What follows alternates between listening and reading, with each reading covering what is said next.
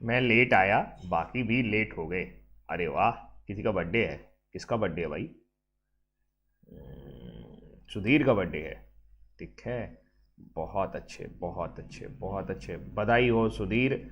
और आप जियो हजारों साल, साल के दिन हो 50,000। ईश्वर आपकी सभी मनोकामनाएं पूरी करें। मैंने शायद पहला ऐसा व्यक्ति देखा, मतलब आपके रूप में, जिसका बर्थडे 31 दिसंबर को पड़ रहा है। Very good.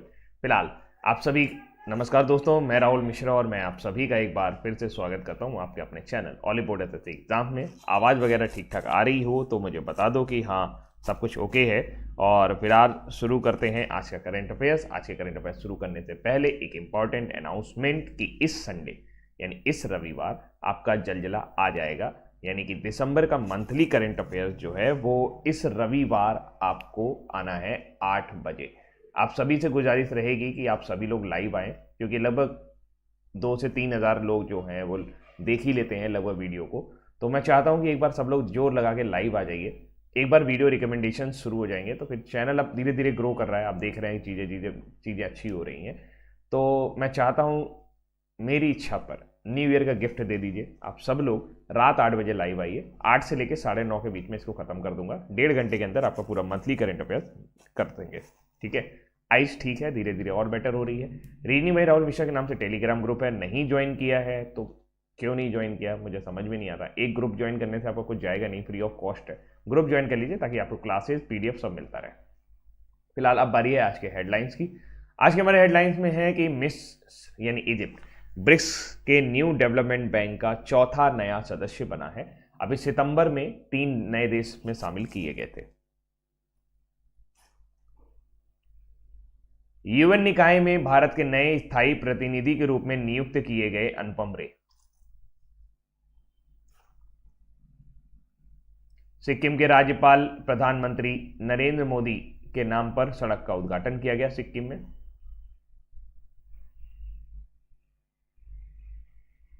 वीरांगना लक्ष्मीबाई के नाम पर रखा गया उत्तर प्रदेश के झांसी रेलवे स्टेशन का नाम, यानी झांसी रेलवे स्टेशन का नाम हो जाएगा वीरांगना लक्ष्मीबाई रेलवे स्टेशन। मैक्सिको में भारत के अगले राजदूत के रूप में नियुक्त किए गए Pankaj Sharma.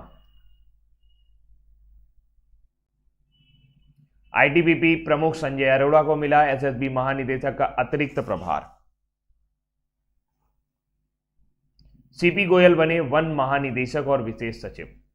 Director general of forest and special secretary कौन बने हैं? CP Goyal.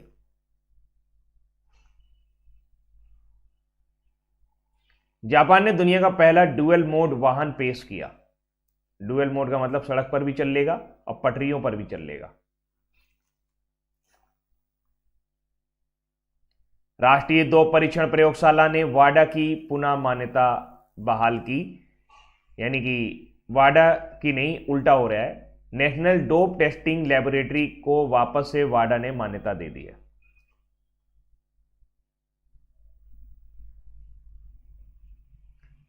Shyama Prasad Mukherjee rurban mission में तेलंगाना अव्वल नंबर पर आया है। कल भी हमने ये डिस्कस किया था, बट वो एज ए न्यूज के फॉर्म में नहीं था, तो आज मैंने इसको न्यूज के फॉर्म में डाल दिया। हरियाणा के मुख्यमंत्री ने लॉन्च किया हरियाणा कौशल रोजगार निगम पोर्टल। 7 बार के राज्यसभा सांसद और उद्योगपति महेंद्र प्रसाद जी का भी हाल ही में निधन हो गया। ये सदन के राज्यसभा के सबसे अमीर सदस्यों में से एक माने जाते थे। कोशिश कर हल निकलेगा, आज नहीं तो कल निकलेगा। अर्जुन के तीर सा सद मरुस्थल से भी जल निकलेगा। मेहनत कर, पौधों को पानी दे, बंजर जमीन से भी फल निकलेगा। ताकत जुटा, हिम्मत को आग दे, फौलाद का भी बल निकलेगा। जिंदा रख दिल में उम्मीदों को, गरल के समंदर से भी गंगा जल निकलेगा। और कोशिशें जारी रख कुछ कर गुजरने की, जो आज थमा थमा सा है चल निकलेगा। बड़ी ही बेहतरीन लाइनें। ठीक है, बस बहुत बढ़िया। Thank you so much crack English. ये लाइनें बड़ी प्यारी सी हैं। जब मैंने इन्हें पढ़ा तो मुझे कहा चलो आपके साथ शेयर करूंगा। थोड़ी सी बड़ी हैं, ज़्यादा हैं, याद करने का मन नहीं करेगा, लेकिन आप इन्हें 1-2 बार अगर दिन में कहीं पढ़ें और कहीं अपने पेपर वेपर में लगा लें, लिख लें, और जब आप बोर हो रहे हो तो पढ़ डालिए, बस चार्ट वार्ट में कहीं पे चिपका लीजिए। और रूम में इस तरह की चीजें होनी चाहिए। पोस्टर वोस्टर तो आप लोग लगाते होंगे हीरो हीरोइन के, वो भी ठीक है, मतलब मन बहल जाता है थोड़ा। एक जमाना था जब पोस्टर वोस्टर लगाए जाते थे, मैप ऐप आपने लगाया होगा। एक आध मोटिवेशनल कोट जरूर लगाइए और बड़ा लगाइए, मतलब जिसको पढ़ने में कम से कम 10 से 20 सेकंड लगे। जैसे इसको पढ़ने में आपको 10 सेकंड लगेगा, तो जब तक आप इसके अंत लाइन पर पहुंचते हैं, अगर एक लाइन का मोटिवेशनल कोट लगाते हैं तो वो थोड़ी देर के लिए मोटिवेट करता है, चला जाता है, लेकिन आप 10 सेकंड तक अगर कोई मोटिवेट कोट पढ़ते हैं तो वो आपको ज्यादा देर मोटिवेट कर सकेगा। तो ये लाइन आप प्रयोग कर सकते हैं। कोशिश कर, हल निकलेगा, आज नहीं तो कल निकलेगा। कोशिशें जारी रख, कुछ कर गुजरने की, जो आज थमा थमा सा है चल निकलेगा। बिहार एसआई एग्जाम में आया था भैया, हर एग्जाम में आएगा। मेरा करंट अफेयर्स नहीं है, ये आपका करंट अफेयर्स है। अब कर लेते हैं प्रीवियस डे रिवीजन। हाल ही में उपग्रह जियोयान 102E किस देश ने लॉन्च किया है? तो वह है चाइना। अच्छा, मुझे ऐसा क्यों लगता है कि तुम लोग मुझसे बातें ज्यादा करना चाहते हो, पढ़ना कम चाहते हो। पट पट पट हर कोई ना कोई इस तरह का कमेंट करता रहता है। किस राज्य के मुख्यमंत्री ने 29 दिसंबर को सुराई इको टूरिज्म जोन और काकरा क्रोकोडाइल ट्रेल का उद्घाटन किया है? तो भैया ये आपका उत्तराखंड में है। अटल रैंकिंग 2021 के अनुसार किस संस्थान ने शीर्ष स्थान हासिल किया है? आईआईटी मद्रास। आज के करंट अफेयर्स में आपको मजा आ जाएगा, मैं दावे के साथ कहता हूं। अगर लास्ट तक आपके मुंह से ये ना निकलवा लिया कि आज मजा आ गया, तो नाम बदल देना मेरा। किस राज्य के बेंत और बांस कारीगरों को कौशल को बढ़ाने के लिए परियोजना शुरू की गई है? तो वहां पर नागालैंड पे एक परियोजना शुरू की गई है। 4 दिवसीय बेपोर अंतरराष्ट्रीय जल उत्सव कब समाप्त हुआ? ये 29 दिसंबर को समाप्त हुआ है। टेस्ट क्रिकेट में सबसे तेज 100 विकेट लेने वाले भारतीय विकेट कीपर कौन बन गए हैं? ऋषभ पंत। धोनी जी का रिकॉर्ड तोड़ दिया है। चौथी पैरा बैडमिंटन राष्ट्रीय चैंपियनशिप में दोहरा स्वर्ण पदक किसने जीता है? वो है नीतीश कुमार। और अब बारी है आज के करंट अफेयर्स की। आज के करंट अफेयर्स सबसे पहली जानकारी है, न्यू डेवलपमेंट बैंक के चौथे नए सदस्य के रूप में किस देश को शामिल किया गया? एकदम सिंपल सा है, इजिप्ट को शामिल किया गया है। और इजिप्ट को शामिल करने के बाद, जैसा कि आप सभी को पता है कि न्यू डेवलपमेंट बैंक जो है, इसका मुख्यालय कहां पर है? इसका मुख्यालय संघाई चाइना में है। इसका मुख्यालय कहां पर है? संघाई चाइना में है। वर्तमान समय में इसके जो हेड हैं वो कौन है, यानी कि जो आप डायरेक्टर जनरल कह सकते हैं, वो है मार्कस प्राडो ट्राइजो। सर ये न्यू डेवलपमेंट बैंक क्या है? न्यू डेवलपमेंट बैंक, जिसे आप ब्रिक्स बैंक के रूप में भी जानते हैं।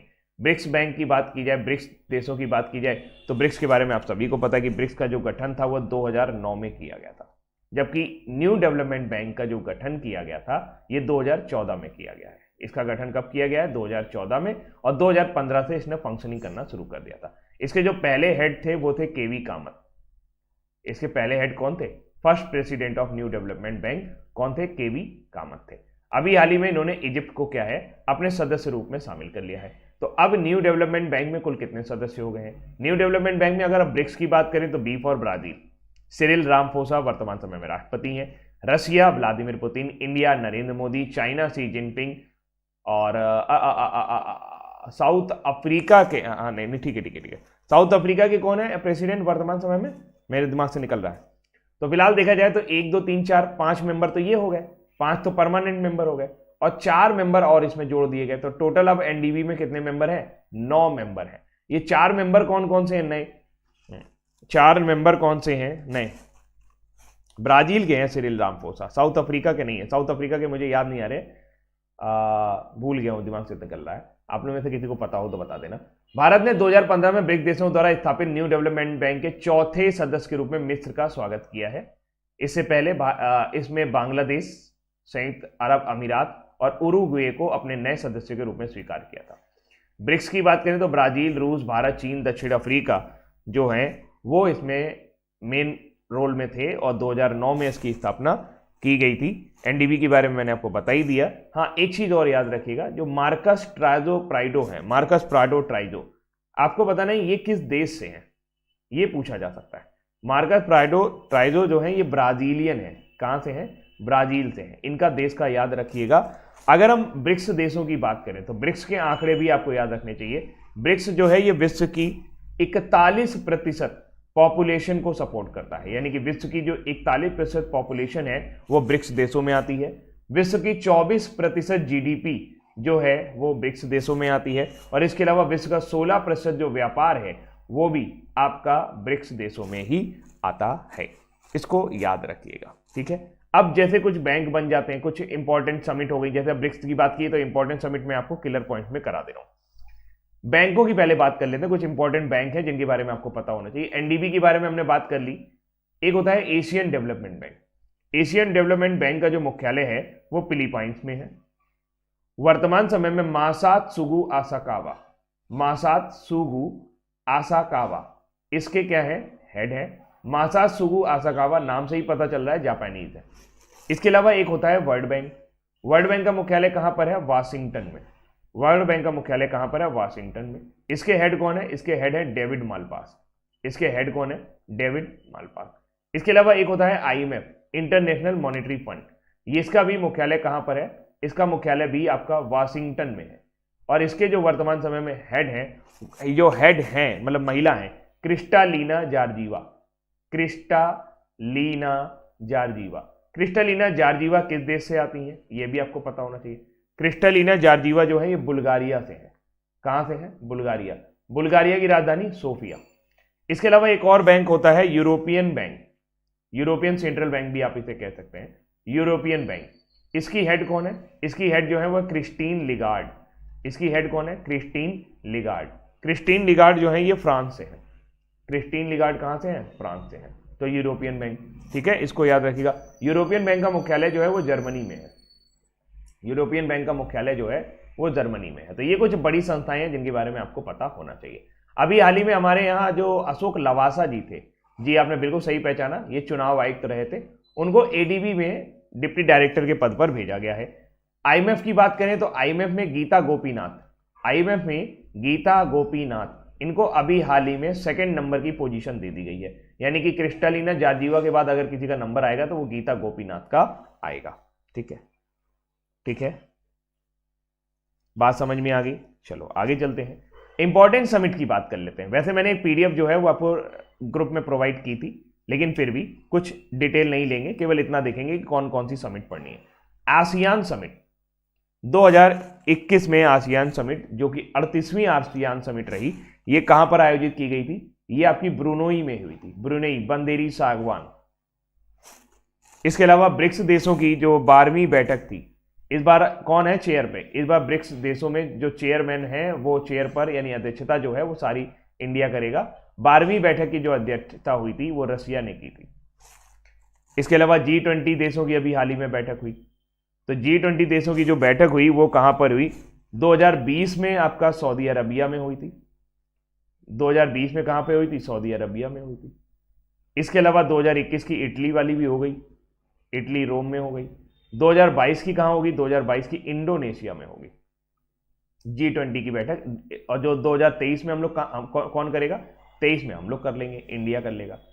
इसी के बाद G7 का नंबर आ जाता है। G7 की ये 47वीं बैठक थी जो पिछले बार हुई, और ये अभी हाल ही में यूके में आयोजित हुई, जिसमें भारत को भी बुलाया गया था। इसीलिए इसको D10 कहा गया था।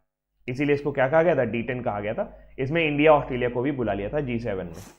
ठीक है, अगर हम बात करें इंडियन साइंस कांग्रेस की, यानी भारतीय विज्ञान कांग्रेस, तो इसका 107वां संस्करण जो था वो आपका आयोजित हुआ था। कहां हुआ था, 107वीं विज्ञान कांग्रेस कहां आयोजित हुई थी, बेंगलोर में। 108वीं कहां पर प्रस्तावित है, 108वीं आपकी पुणे में होगी, पिछले वर्ष टाल दी गई थी कोरोना की वजह से। एससीओ की बैठक काफी दिन से नहीं हुई है, और ये अगली बैठक जो है ताजिकिस्तान में होगी। कहां पर होगी, ताजिकिस्तान में। अगली बैठक कहां पर होगी, ताजिकिस्तान में होगी। ठीक है, और कुछ बताने लायक है, COP26 याद रखो भाई। COP26 जो है यानी कि जलवायु सम्मेलन जो हुआ वो ग्लासगो में हुआ। 2022 में होगा जो 27 वाला, वो आपका करेगा इजिप्ट। तो इजिप्ट से जुड़ी हुई एक न्यूज और हो गई।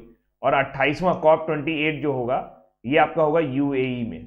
COP28 जो होगा वो यूएई में होगा। COP तो जानते ही ना, UNFCCC का होता है। ठीक है, इसके अलावा एक इंटरनेशनल क्लाइमेट समिट भी हुआ। इंटरनेशनल क्लाइमेट समिट हुआ, इंटरनेशनल क्लाइमेट समिट, ये आपको अंतरराष्ट्रीय जलवायु सम्मेलन, ये आपका कहां पर हुआ, इंटरनेशनल क्लाइमेट समिट जो है ये आपका इंडिया में हुआ था। इसको कंफ्यूज मत होना, ये इंटरनेशनल क्लाइमेट समिट है और ये COP26 है, ये अंतरराष्ट्रीय जलवायु परिवर्तन सम्मेलन है। ठीक है, ये बात समझ में आई है। हाँ, तो आई थिंक काफी सारी चीजें मैंने आपको बता दी हैं। एक बार इसको दोबारा से देख लीजिएगा, आपको सारी चीजें समझ में आ जाएंगी, क्योंकि इसमें से कुछ भी जो है वो आपके एग्जाम में आ सकता है। ठीक है, चलो आगे बढ़ते हैं। निरस्त्रीकरण पर यूएन सम्मेलन में भारत का नया स्थायी प्रतिनिधि किसे नियुक्त किया गया? देखिए, यूनाइटेड नेशन में अपना जो भी काम धाम है वो कौन संभाल रहे हैं? वो टीएस त्रिमूर्ति जी संभाल रहे हैं। आप ये कह सकते हैं कि भारत के जो सबसे बड़े प्रतिनिधि हैं यूनाइटेड नेशन के अंदर, उनका नाम टीएस त्रिमूर्ति है। फिलहाल निरस्त्रीकरण पर एक कॉन्फ्रेंस होती है यूएन के अंतर्गत, जिसे कहा जाता है यूएन कॉन्फ्रेंस ऑफ डिसआर्मामेंट। इसके हेड बनाए गए हैं अनुपम रे। इसके हेड कौन बनाए गए हैं? अनुपम रे बनाए गए हैं। यानी कि यहां पर इसमें जो भी बातचीत होगी वो कौन करेगा? वो हमारे यही करेंगे। ठीक है, कुछ ऑप्शन और है हमारे पास, उन ऑप्शन को डिस्कस कर देता हूं। सीपी गोयल लिखा हुआ है, अभी मैं बता ही दूंगा कि ये डायरेक्टर जनरल बनाए गए हैं आपके फॉरेस्ट डिपार्टमेंट के, अभी बनाए गए हैं। फॉरेस्ट डिपार्टमेंट के क्या बनाए गए? डायरेक्टर जनरल बनाए गए। विक्रम मिश्री का नाम आपके सामने आ रहा है। विक्रम मिश्री जो है, इनका नाम याद रखना, ये नए डेप्यूटी नेशनल सिक्योरिटी एडवाइजर बनाए गए। एनएसए कौन है? अजीत डोभाल। अजीत डोभाल के अंडर में काम करेंगे नए deputy national security adviser Vikram Misri बनाए गए।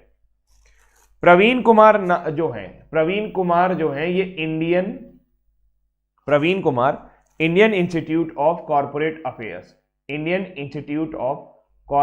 अफेयर्स के हेड बनाए गए। Indian institute of corporate affairs के हेड बनाए गए हैं। ठीक है, ये बात याद रखिए। तो ये सारी की सारी चीजें आपको बहुत ध्यान से समझनी है। सीपी गोयल जो हैं ये जंगल भेजे गए, विक्रम मिश्री इनको सुरक्षा में लगाया गया, और प्रवीण कुमार को कॉर्पोरेट अफेयर्स में लगाया गया। अब बात करते हैं यूएन की। तो यूएन का तो बारे में आपको पता ही है भाई कि यूएन डे कब मनाते हैं? 24 अक्टूबर को हम लोग यूएन डे मनाते हैं, क्योंकि 24 अक्टूबर 1945 को ही संयुक्त राष्ट्र की स्थापना हुई थी। इसीलिए हर साल 24 अक्टूबर को हम लोग संयुक्त राष्ट्र दिवस के रूप में मनाते हैं। इसके अलावा दिसंबर में 2 दिन और याद रखिएगा, एक है 7 दिसंबर और एक है 5 दिसंबर। 7 दिसंबर को क्या मनाते हैं? International civil aviation day. ये दिन जो है ये यूएन द्वारा समर्थित है, यानी संयुक्त राष्ट्र ने घोषणा की है कि इसको मनाया करो। 5 दिसंबर को हम लोग मनाते हैं वर्ल्ड सॉइल डे, यानी कि विश्व मृदा दिवस। वर्ल्ड सॉइल डे कब मनाते हैं? 5 दिसंबर को हम लोग मनाते हैं। ठीक है, इसको अच्छे से याद रखिएगा। आगे चलते हैं। अनुपम रे को निरस्त्रीकरण यूएन सम्मेलन में भारत का नया स्थायी प्रतिनिधि नियुक्त किया गया है। वे पंकज शर्मा का स्थान लेंगे।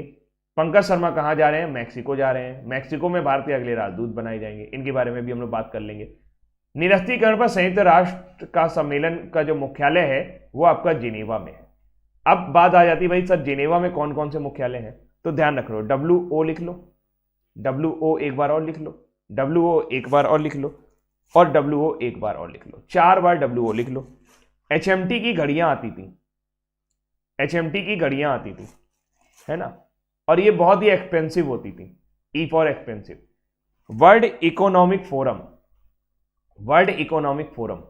World health organisation, world meteorological organisation, ये विश्व मौसम विज्ञान संस्थान, और वर्ल्ड ट्रेड ऑर्गेनाइजेशन, सब जिनेवा में है। सब कहां पर है? जिनेवा में। इसके अलावा इलो इसो इंटरनेशनल लेबर ऑर्गेनाइजेशन और इंटरनेशनल स्टैंडर्ड ऑर्गेनाइजेशन ISO, इनका भी मुख्यालय कहां पर है? जिनेवा में है। तो कम से कम 6 चीजों का अब मुख्यालय याद रखिए। इसके अलावा अंकटाड का मुख्यालय जो है वो भी जिनेवा में है। अंकटाड की वर्तमान समय में हेड कौन है? Rebecca Greenspan.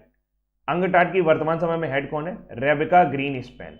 रेबेका ग्रीनस्पैन से जुड़ा हुआ एक क्वेश्चन अभी पूछा गया, किसमें? एनडीए की परीक्षा में। एनडीए में पूछा गया कि अंकटाड की हेड रेबेका ग्रीनस्पैन किस देश से बिलोंग करती हैं? तो ध्यान रखिएगा, ये कोस्टा रिका से बिलोंग करती हैं। ये कहां से बिलोंग करती हैं? इनका संबंध कहां से है? कोस्टा रिका से है। ठीक है, याद रखिए। ठीक है, आगे बढ़ते हैं।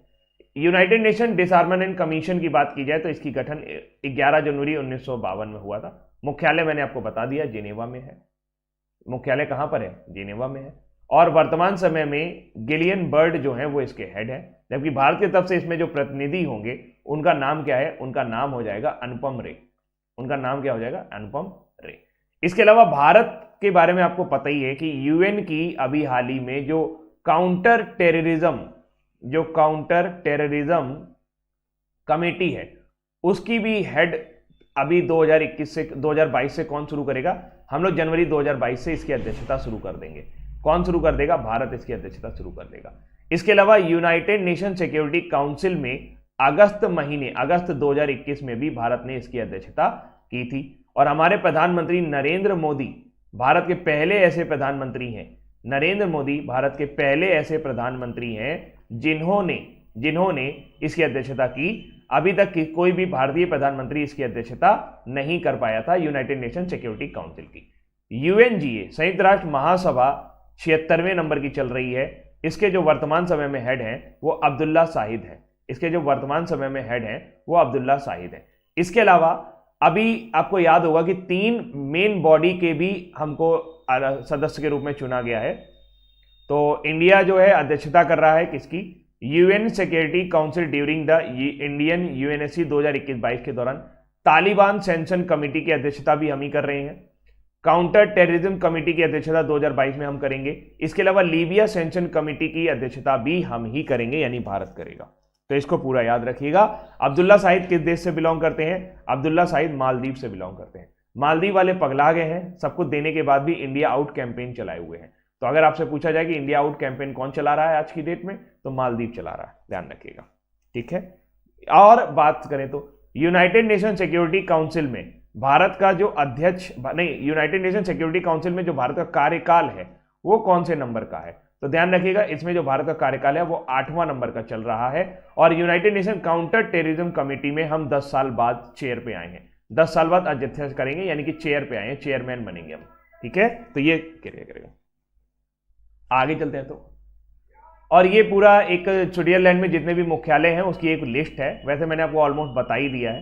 UNCTAD, world health organization, international labour organization, committee of red cross, world trade organization, world meteorological organization, वीपो यानी कि world intellectual property organization, international organization for standard, world economic forum, और MFA doctors without border, IMO या international organization of migration, international union for pure and applied chemistry, इसे IUPAC भी आप कहते हैं। आईयूपीएसी का मुख्यालय ज्यूरिक में है, याद रखिएगा। World wide fund for nature, WWF का मुख्यालय ग्लैंड स्विट्जरलैंड में है। और IUCN का मुख्यालय भी आपका ग्लैंड स्विट्जरलैंड में है। यूनिवर्सल पोस्टल यूनियन का मुख्यालय बर्न में है। तो ये पूरे के पूरे ऐसे थे जिनका मुख्यालय स्विट्जरलैंड में है, ठीक है। अब बारी आगे चलने की। सिक्किम के राज्यपाल ने किसके नाम पर सड़क का उद्घाटन किया?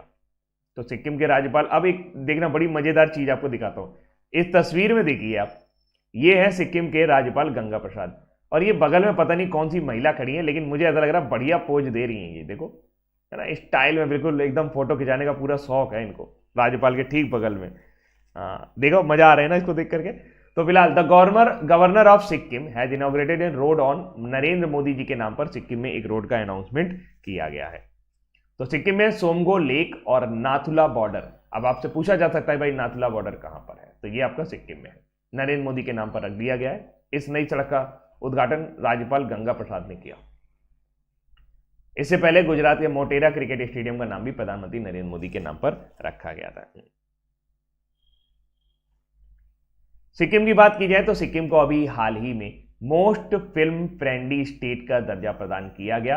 कहां पर किया गया? आपका 52वां IFFI यानी कि international film festival of India, जो गोवा में आयोजित हुआ।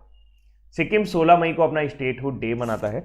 सिक्किम के बारे में याद रखिएगा, सिक्किम जो है वो 26 अप्रैल 1975 को पूर्ण राज्य का दर्जा पाया था, और ये 22वां राज्य था भारत का।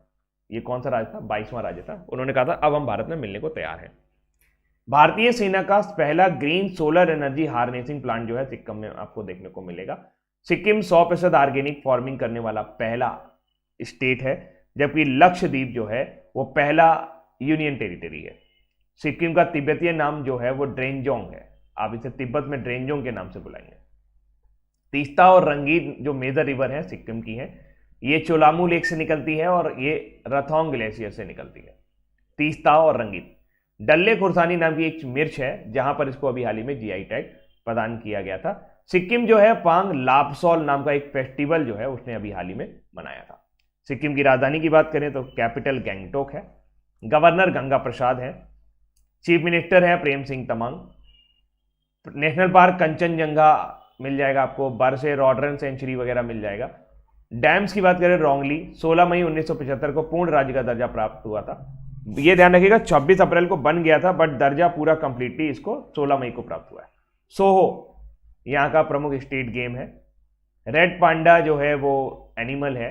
डांस फॉर्म बड़े अजीबो गरीब है, रेचून गमा, मरूनी, मास्क डांस, लिम्बोस और सुब्बा। मैंने देखा कि जब आप लोग इस स्लाइड पे आते हैं तो बड़ा अपने आप को धीरा महसूस करते हैं, जबकि ये स्लाइड काफी इंपॉर्टेंट है। खासकर स्टेटहुड डे तो जरूर पकड़ा करें कि स्टेटहुड डे क्या है। एनिमल बर्ड नहीं पकड़ना है, छोड़ दीजिए। हाई चीफ जस्टिस पकड़िए, जेके महेश्वरी। ये कुछ चीजें हैं जो जरूर पकड़िए। टोटल नंबर ऑफ डिस्ट्रिक्ट 4 है। लोकसभा में 1 सीट है, राज्यसभा में 1 सीट है, ये भी पूछा जाता है। अगर आप पेपर देखेंगे, एग्जाम देखेंगे तो आपको पता चलेगा कि यहाँ ये पूछा जाता है। नेबर स्टेट केवल एक है, वेस्ट बंगाल से ही इसकी सीमा छूती है, जबकि चाइना, नेपाल और भूटान के साथ ही अपनी सीमा बनाता है। मतलब 3 तरफ से अलग अलग देशों से जुड़ा हुआ है और 1 तरफ से राज्य से जुड़ा हुआ है। उत्तर प्रदेश सरकार ने झांसी रेलवे स्टेशन का नाम बदलकर क्या कर दिया है? तो उत्तर प्रदेश सरकार ने झांसी रेलवे स्टेशन का नाम वीरांगना लक्ष्मीबाई रेलवे स्टेशन कर दिया है। बुंदेलो हर बोलो के मुंह हमने सुनी कहानी थी, खूब लड़ी मर्दानी वो तो झांसी वाली रानी थी। ये कविता किसने लिखी है? ये कविता किसने लिखी है? तो फिलहाल वीरांगना लक्ष्मीबाई रेलवे स्टेशन जो है वो झांसी रेलवे स्टेशन का नाम बदल दिया गया है, क्योंकि 18 जून 1858 को ही ग्वालियर में ब्रिटिश सेना के साथ में युद्ध में रानी झांसी शहीद हो गई थी। इससे पहले उत्तर प्रदेश सरकार ने इलाहाबाद का नाम प्रयागराज कर दिया था और मुगल सराय रेलवे स्टेशन का नाम पंडित दीनदयाल उपाध्याय रेलवे स्टेशन भी रखा गया था। सुभद्रा कुमारी चौहान, बहुत सुंदर, अति सुंदर। सुभद्रा कुमारी चौहान की कविता है, बुंदेलो हर बोलो के मुंह हमने सुनी कहानी थी, खूब लड़ी मर्दानी वह तो झांसी वाली रानी थी। क्या बात है, वीर रस की कविता पढ़ते ही मजा आ जाता है। अच्छा, अब यहां पर एक लिस्ट है मैं आपको दे रहा हूं जिनके नाम 2021 में बदले गए हैं। कुछ भी हो, मैं सारे नाम दूंगा आपको। रीनेम लिस्ट, जैसे मोहाली हॉकी स्टेडियम का नाम बदलकर बलबीर सिंह हॉकी स्टेडियम कर दिया गया। बलबीर सिंह हॉकी स्टेडियम कर दिया गया। अब हमसे यह मत पूछना कि मोहाली कहां पर है, कतई मत पूछना। ड्रैगन फ्रूट गुजरात में इसका नाम बदलकर क्या कर दिया गया? कमलम कर दिया गया। पर्यावरण भवन का नाम दीनदयाल उपाध्याय अंत्योदय भवन कर दिया गया। दीनदयाल उपाध्याय अंत्योदय भवन कर दिया गया। यह पूरी लिस्ट है, मैं आपको सब कुछ बता रहा हूं, आप परेशान ना हो, थोड़ा रुके रहें। हबीबगंज रेलवे स्टेशन का नाम, हबीबगंज रेलवे स्टेशन का नाम, ये हबीबगंज जो है ये आपका मध्य प्रदेश में है, इसका नाम रानी कमलापति रेलवे स्टेशन कर दिया गया। कमला गलत हो गया, रानी कमलापति रेलवे स्टेशन कर दिया गया। ठीक है। पातालपानी रेलवे स्टेशन का नाम क्या कर दिया गया? टांटिया मामा रेलवे स्टेशन। टांटिया मामा रेलवे स्टेशन। होशंगाबाद डिस्ट्रिक्ट का नाम अभी हाल ही में बदल दिया गया। होशंगाबाद कहां है? ये भी आपका मध्य प्रदेश में है, ये भी आपका एमपी में है, ये भी आपका एमपी में है, और मध्य होशंगाबाद का नाम क्या कर दिया गया? नर्मदापुरम कर दिया गया। क्या कर दिया गया? नर्मदापुरम। होशंगाबाद ये भी आपका एमपी में है। इलाहाबाद का नाम तो ये 2018 में बदला गया था, ये तो मैं पुराना न्यूज हो गया। प्रयागराज। रायपुर का नाम बदलकर न्यू अटल नगर कर दिया गया, है ना। रायपुर जो है राजधानी है छत्तीसगढ़ की, उसका नाम बदलकर अतलपुर कर दिया गया। IBF, Indian broadcasting federation, Indian broadcasting federation का पूरा डिपार्टमेंट का नाम ही बदल दिया गया। Indian broadcasting and digital foundation कर दिया गया।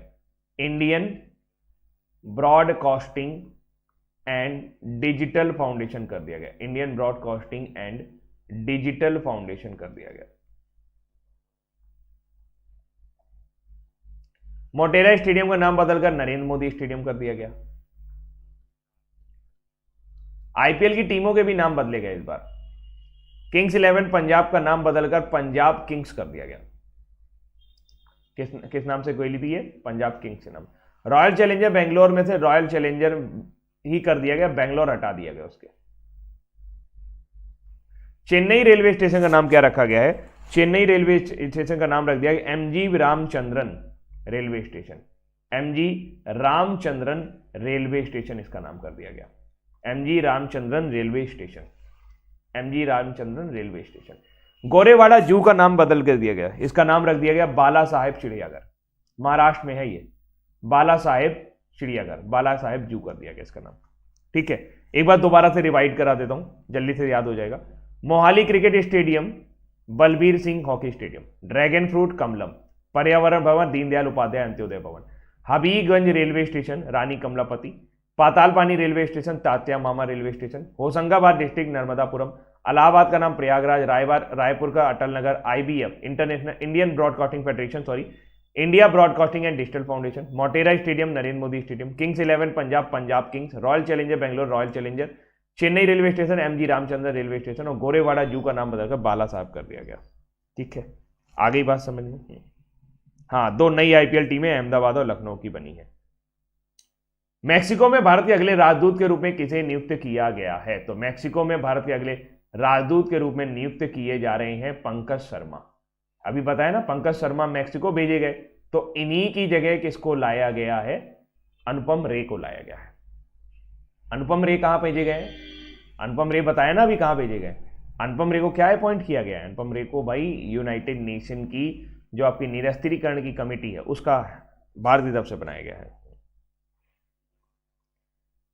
1991 बैच के भारतीय विदेश सेवा के अधिकारी पंकज शर्मा को मैक्सिको में भारत के अगले राजदूत के रूप में नियुक्त किया है।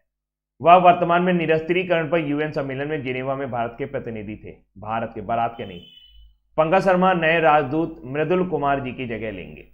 अब बात देखते हैं कि भाई अभी हाल ही में कौन कौन से राजदूत कहां कहां अपॉइंट किए गए, इसके बारे में बात करते हैं। संजय राणा, ये बुल्गारिया भेजे गए भारत के राजदूत बनाकर। संजय राणा कहां भेजे गए? बुल्गारिया। आलोक रंजन झा, बेलारूस की राजधानी Minsk. Manoj Kumar Mahapatra, Guatemala. BS Mubarak, Sudan. Harsh Kumar Jain, Ukraine. Vinay Kumar, Myanmar. Parth Satpathy, Hungary. Sanjay Bhattacharya, Switzerland. Ajnish Kumar, Estonia. Sanjay Sudhir, UAE। Pawan Kapoor, Russia. Dinesh Kumar Patnaik, Spain. Alok Amitabh Dimri, Brunei. एक तुम बता दो, प्रदीप कुमार रावत, ये अभी भेजे गए हैं 3 दिन पहले। प्रदीप कुमार रावत गए हैं चाइना। कहां गए हैं? चाइना। भारत के पड़ोसी देशों के याद हैं, उनको याद रखिए। बताओ भूटान में कौन है? भारत के राजदूत भूटान में कौन है? बताओ अफगानिस्तान में कौन है? अफगानिस्तान में कौन है? और पाकिस्तान में कौन है? और बांग्लादेश में कौन है? बताते जाओ, सब बताते जाओ। पड़ोसी देशों को तो जरूर याद होने चाहिए। श्रीलंका के कौन है? नेपाल के कौन है? नेपाल के। भूटान में है रुचिरा कंबोज। भूटान में कौन है? रुचिरा कंबोज, भारत की राजदूत। अफगानिस्तान में रुद्रेंद्र टंडन थे, बुला लिए गए वापस। अफगानिस्तान में कौन थे? रुद्रेंद्र टंडन बुला लिए गए। पाकिस्तान में अभी कोई नहीं है। बांग्लादेश के विक्रम दोराई स्वामी। श्रीलंका में गोपाल बागले, मेरे आपके सबके बागले। नेपाल के विनय मोहन क्वात्रा। कहां चले गए भाई छोड़ छाड़ के सब? और क्या पढ़ना चाहते हो मुझे ये बताओ तुम? सब तो पढ़ा देता हूं, फिर भी नहीं आते हो देखने। ठीक है, याद रखिएगा। म्यांमार का याद रखिएगा, विनय कुमार। म्यांमार के भी याद रखिए, विनय कुमार। रसिया के याद रखिए, पवन कपूर। ये जो सर्किल में है इनको जरूर याद रखिए। हर्ष कुमार जैन, चाइना। और चाइना वाले भी याद रखिए, प्रदीप कुमार रावत। अच्छा, मनप्रीत बोहरा भी अभी कहीं के बनाए गए थे। मनप्रीत बोहरा लिखा हुआ है क्या? नहीं लिखा हुआ है। मनप्रीत बोहरा जो है वो ऑस्ट्रेलिया के बनाए गए। ऑस्ट्रेलिया के साथ साथ बगल में एक द्वीप है नाउरू। बगल में एक द्वीप कौन सा है? नाउरू। वहां के भी वो एम्बेसडर बना दिए गए हैं, यानी आपके वो बना दिए गए। ठीक है। विक्रम दोराईस्वामी बांग्लादेश के हैं। विक्रम दोराईस्वामी बांग्लादेश। ठीक है। मनप्रीत बोहरा जो है वो ऑस्ट्रेलिया में भेजे गए। सीमा सुरक्षा बल के महानिदेशक का अतिरिक्त प्रभार किसे दिया गया है? तो भाई इनको पहचान पा रहे हो, ये है संजय अरोड़ा। ये है संजय अरोड़ा। राजेश चंद्र का क्या हुआ? 31 दिसंबर, यानी आज वो रिटायर हो जाएंगे।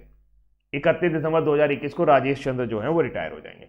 तो भारत तिब्बत सीमा पुलिस ITBP के महानिदेशक संजय अरोड़ा को एक अन्य सीमा सुरक्षा बल का अतिरिक्त प्रभार सौंप दिया गया है। वह सशस्त्र सीमा बल के वर्तमान प्रमुख कुमार राजेश चंद्र की जगह लेंगे, जो 31 दिसंबर 2021 को सेवानिवृत्त होने वाले हैं। सशस्त्र सीमा बल को मुख्य रूप से नेपाल और भूटान के साथ भारतीय सीमाओं की सीमा रक्षा का काम सौंपा गया है। सशस्त्र सीमा बल, इसका गठन 1963 में किया गया था।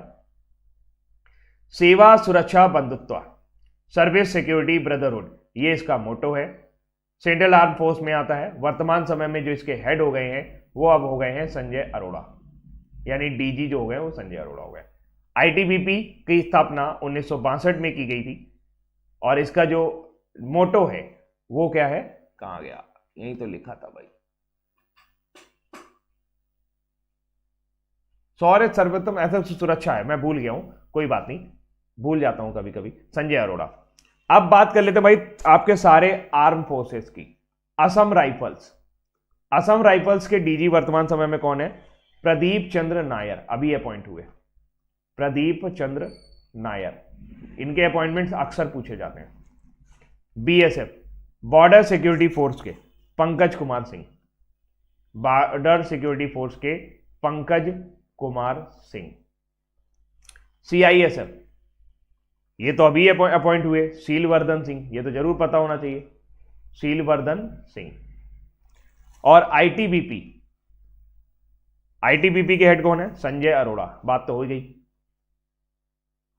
एनएसजी, एनएसजी के कौन है, MA Ganapathy, black cat commando है ना, एमए गणपति, एमए गणपति। और एसएसबी के तो हम लोग बात ही कर रहे हैं कि एसएसबी के भी अब संजय अरोड़ा हो गए, तो राजेश चंद्र का नाम आप हटा दीजिए, ठीक है। आगे बढ़ते हैं।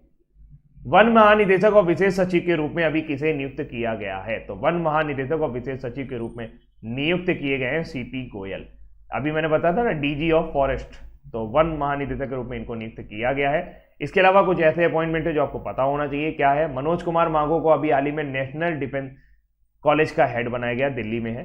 पराग अग्रवाल ट्विटर के सीईओ बनाए गए हैं। विवेक जौहरी सीबीआईसी में नियुक्त किए गए हैं। रजनीश कुमार हीरो मोटर्स के एडिशनल चेयरमैन बनाए गए। हर्षवंती बिष्ट भारतीय पर्वतारोहण संगठन की पहली महिला अध्यक्ष बनाई गई है, तो ये इंपॉर्टेंट रहेंगी किसी भी एग्जाम के लिए। प्रवीण सिन्हा को सीबीआई के स्पेशल डायरेक्टर है, उन्हें एशिया पैसिफिक क्षेत्र का इंटरपोल का प्रतिनिधि बनाया गया है। जो वेलार्डिस को आईसीसी का सीईओ बनाया गया है। Sourav Ganguly ICC cricket committee के हेड बनाए गए हैं। एमसी मैरीकॉम को ट्राइफेड आदि महोत्सव का ब्रांड एम्बेसडर बनाया गया है। सहदेव यादव जो हैं इन्हें इंडियन वेट लिफ्टिंग फेडरेशन का हेड बनाया गया है। BVS Laxman national cricket academy Rahul Dravid की जगह ले रहे हैं, राहुल द्रविड़ को इंडियन टीम का कोच बना दिया गया है। विमल पटेल इनको इंटरनेशनल लॉ कमीशन का सदस्य बनाया गया है। संबित पात्रा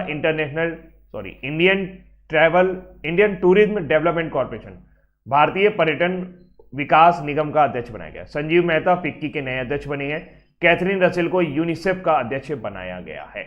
इसके अलावा अभी हाल ही में एक अपॉइंटमेंट था पुनीत बहल का। पुनीत बहल को क्या बनाया गया है आप बताओ। पुनीत बहल को आपकी भारतीय नौसेना कमांडेंट का हेड बनाया गया है। भारतीय नौसेना कमांडेंट का हेड बनाया गया है। भारतीय नौसेना कमांडेंट जहां पर भारतीय नौसेना अधिकारियों की ट्रेनिंग होती है, ये कहां पर है, ये केरल के एजी माला में है। ये कहां पर है, केरल के एजी माला में है। ठीक है, आ गया समझ में, आगे बढ़ते हैं। दुनिया का पहला डुअल मोड वाहन किस देश ने विकसित किया है, तो जैसा कि आप देख सकते हैं कि ये पटरियों पर भी चल सकता है और सड़क पर भी चल सकता है, तो ये विकसित किया है जापान ने। दुनिया का पहला डबल मोड वाहन किसने विकसित किया है, जापान ने। तो अब जापान ने अपने शहर कायो में मिनी बस जैसे दिखने वाली दुनिया का पहला डुअल मोड वाहन पेश किया है। वाहन सड़क पर सामान्य रबर के टायरों से चलता है, जबकि पटरियों पर ये बड़े आराम से रेल की पटरियों से चलने लगता है, मतलब उसमें लोहे वाले पहिए भी लगा रखे हैं। और 60 किलोमीटर प्रति घंटे की गति से दौड़ सकता है। सार्वजनिक सड़कों पर लगभग 100 किलोमीटर प्रति घंटे की स्पीड से चल सकता है। विश्व डोपिंग रोधी एजेंसी ने किस राष्ट्रीय एजेंसी की मान्यता को बहाल कर दिया है, तो भैया हमारा मान्यता हो जो है वो बहाल हो गया है नाडा का, क्योंकि 2019 में हमारी मान्यता जो है वो हटा दी गई थी। क्यों, ऐसा पाया गया था कि हम लोग जिस तरीके से जांच कर रहे हैं वो सही तरीके से नहीं है, और ऐसे में हमें टोक्यो ओलंपिक से पहले एक बड़ा झटका लगा था और हमारी पूरी जो जांच हुई फिर वो बाहर के देशों से हुई। लेकिन अब फिलहाल वाडा ने इसकी जो स्थिति है वो सामान्य कर दी है। नाडा की बात की जाए तो नाडा का मुख्यालय न्यू दिल्ली में है। 24 नवंबर 2005 को इसकी स्थापना हुई थी। इसका मोटो है प्ले फेयर। वर्तमान समय में इसके जो हेड हैं वो है सिद्धार्थ लॉन्गजाम। सिद्धार्थ लॉन्गजाम जो है उन्होंने नवीन अग्रवाल की जगह ली है। और वाडा की बात की जाए तो वाडा का मुख्यालय आपका मॉन्ट्रियल कनाडा में है। क्रेग रेड्डी जो है वो वर्तमान समय में इसके हेड हैं और इसकी स्थापना 10 नवंबर 1999 में की गई थी। डोपिंग का मतलब आप समझते ही होंगे, जो खिलाड़ी अपना प्रदर्शन सुधारने के लिए दवाओं का सेवन करते हैं उसको इलीगल माना जाता है। तो उसकी जांच करने के लिए उनके नमूनों की जांच की जाती है, खून और मूत्र के नमूनों की जांच की जाती है। और ये सैंपल कलेक्शन का काम जो होता है वो लोकल लेवल की बॉडी का होता है। तो अगर नेशनल एंटी डोपिंग एजेंसी जो नमूने कलेक्ट कर रही है उनको प्रॉपर तरीके से नहीं भेजेगी तो वर्ल्ड एंटी डोपिंग एजेंसी ने इनके ऊपर प्रावधान लगा दिया था, इनको रोक दिया था। श्यामा प्रसाद मुखर्जी रुर्बन मिशन लागू करने वाले राज्यों में किसने पहला स्थान हासिल किया है? तो रुर्बन मिशन लागू करने वाले 34 राज्यों केंद्र शासित प्रदेशों में से तेलंगाना ने पहला स्थान हासिल किया है। तमिलनाडु और गुजरात ने इस सूची में क्रमशः दूसरा और तीसरा स्थान हासिल किया है, जबकि मिजोरम के आइजोल के एबा क्लस्टर ने तीसरा स्थान प्राप्त किया है और तेलंगाना के कामारेड्डी और जुक्कल क्लस्टर ने क्रमशः पहला और दूसरा स्थान हासिल किया है। कल भी हम लोगों ने ये डिस्कस किया था।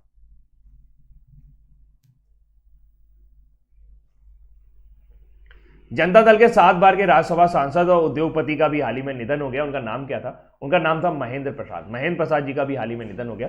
जनता दल के 7 बार के सांसद और ये सबसे अमीर सदस्यों में से एक माने जाते थे। इन एरिस्टो फार्मास्यूटिकल्स के मालिक थे, ये संस्थापक थे, पैसा इनके पास बहुत था। अभी हाल ही में इनका निधन हो गया। तो अगर आपसे पूछा जाए कि महेंद्र प्रताप जी का निधन हो गया, वो कौन थे? तो राज्यसभा के सांसद थे। और अब बारी है आज की वन लाइनर की। एनडीबी के चौथे नए सदस्य के रूप में किस देश को शामिल किया गया है? मिस्र। निरस्त्रीकरण पर यूएन सम्मेलन में भारत का नया स्थायी प्रतिनिधि किसे नियुक्त किया गया है? अनुपम रे को। सिक्किम के राज्यपाल ने किसके नाम पर एक सड़क का उद्घाटन किया है? नरेंद्र मोदी जी के नाम पर। और उत्तर प्रदेश सरकार ने झांसी रेलवे स्टेशन का नाम बदलकर क्या कर दिया है? वीरांगना लक्ष्मीबाई रेलवे स्टेशन।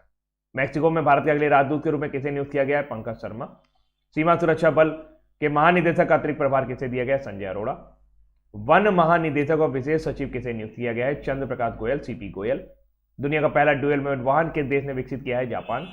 जापान ने अभी एक सैटेलाइट लॉन्च किया था, उसका नाम याद रखिएगा, इमारसैट। इमारसैट जो है ये विश्व का सबसे बड़ा सैटेलाइट है, जितने भी सैटेलाइट अभी तक लॉन्च हुए हैं, वर्ल्ड लार्जेस्ट सैटेलाइट। विश्व डोपिंग रोधी एजेंसी वाडा ने किस राष्ट्रीय एजेंसी की मान्यता बहाल कर दी है? राष्ट्रीय डोप परीक्षण प्रयोगशाला। और श्यामा प्रसाद मुखर्जी रुर्बन मिशन को लागू करने वाले राज्यों में किस राज्य ने पहला स्थान हासिल किया है? तेलंगाना। हरियाणा कौशल रोजगार निगम पोर्टल किसने लॉन्च किया है? हरियाणा नहीं।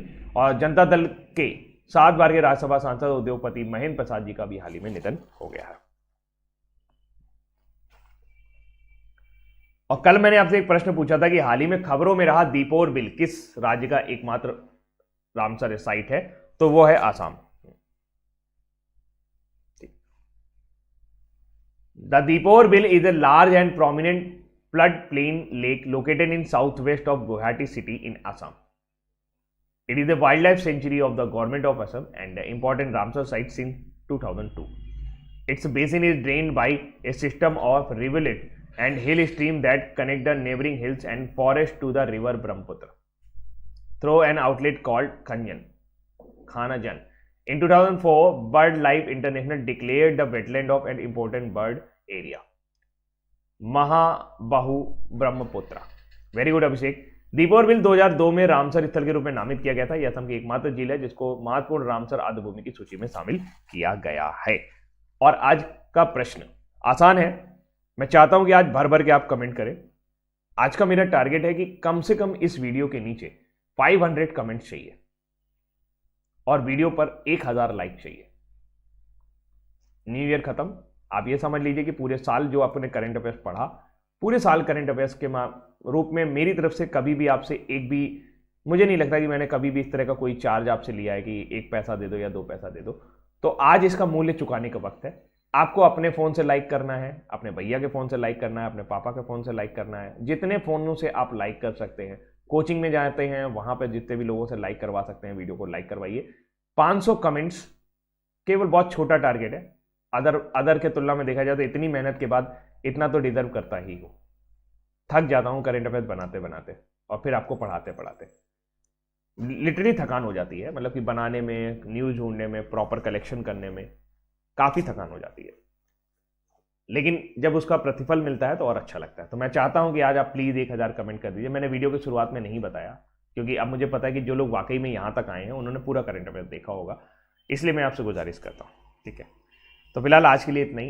एक फैक्ट को तलाशने में काफी टाइम लग जाता है। जैसे आज यही नहीं याद आ रहा था मुझे कि नाडा के हेड कौन बनाए गए। मुझे ये तो याद आ रहा था कि नवीन अग्रवाल चले गए हैं, लेकिन हेड कौन बनाए गए। तो कई वेबसाइट पे आप जाके सर्च करते हो, कीवर्ड्स को देखते हो तो पता चला नवीन अग्रवाल ही दिखता है। फिर देखते हो नहीं नवीन अग्रवाल, फिर आप नाडा की साइट पे जाते हो, नाडा की साइट पे भी कोई जानकारी नहीं मिलती है।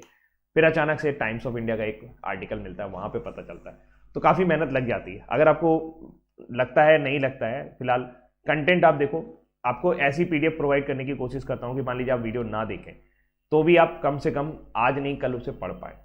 आपको डिटेल में जरूरी नहीं है कि मैं पूरा डिटेल करूँ, मैं चाहूँ तो एक क्वेश्चन लिखूँ और जितना मुझे पढ़ना होता है मैं उतना पढ़ करके आपको एक्सप्लेन कर दूँ। इतना सब टाइप करने की कोई आवश्यकता नहीं है। लेकिन मुझे लगता है कि मैं आज आपको बोल करके निकल जाऊंगा, कल जब आप वापस वीडियो देखने आओगे तो आप वीडियो में आधा घंटा बर्बाद करोगे, तो आपका टाइम ना वेस्ट हो। जबकि आप जितने बार वीडियो देखोगे उतना फायदा ही मुझे होना है, लेकिन मैं नहीं चाहता कि आपको मेरी वजह से आपका टाइम बर्बाद हो। तो आप प्लीज़ वीडियो शेयर जरूर कर दीजिएगा और happy new year in advance. दूसरी चीज़, कल करेंट अफेयर्स नहीं आएगा, आज रात मैं पार्टी करूंगा, घूमूंगा फिरूंगा, तो आज करेंट अफेयर्स बनाने का चांस ही नहीं है। फिर 2 दिसंबर को आपका मंथली करेंट अफेयर्स आएगा, तो अगला करेंट अफेयर्स जो डेली करेंट अफेयर्स है वो आपको 3 तारीख को मिलेगा। ठीक है, चलिए बाय बाय, टेक केयर।